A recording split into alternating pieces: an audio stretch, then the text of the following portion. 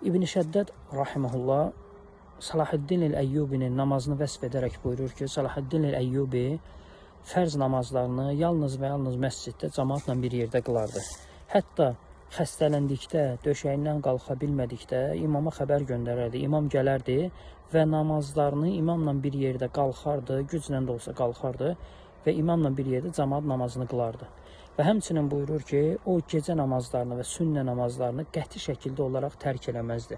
Hətta səfərdə olduqda belə miniyin üzərində getsə belə saxlayardı minini, düşərdi, namazını lazımınca, layiqincə yerinə yetirərdi.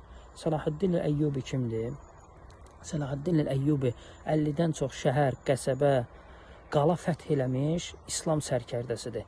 Hətta Qüdsi işğaldan azad edən sərkərdə kimi İslam tarixinə düşüb. Yəni onu tanımayan bir insan yoxdur. Hətta balaca müsəlman uşaq da Salahaddin el-Əyyubinin kim olduğunu bilir. İndi fikir verin. Salahaddin el-Əyyubi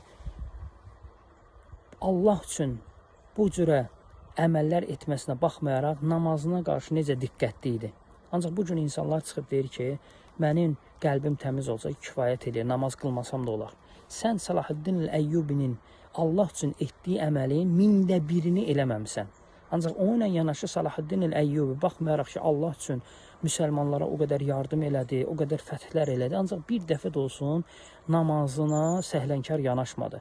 Ona görə Allahdan qorxmalısan. Sənin qəlbinin təmiz olması, sənin namazdan uzaq olmasına dəlalət eləməməlidir. Əksinə, sənin qəlbin təmizdirsə, sən elə Allaha yaxınlaşmalısan. Sən elə namazları qılmalısan ki, qəlbinin təmizliyini əməli ilə də Allah Taalaya göstərəsən.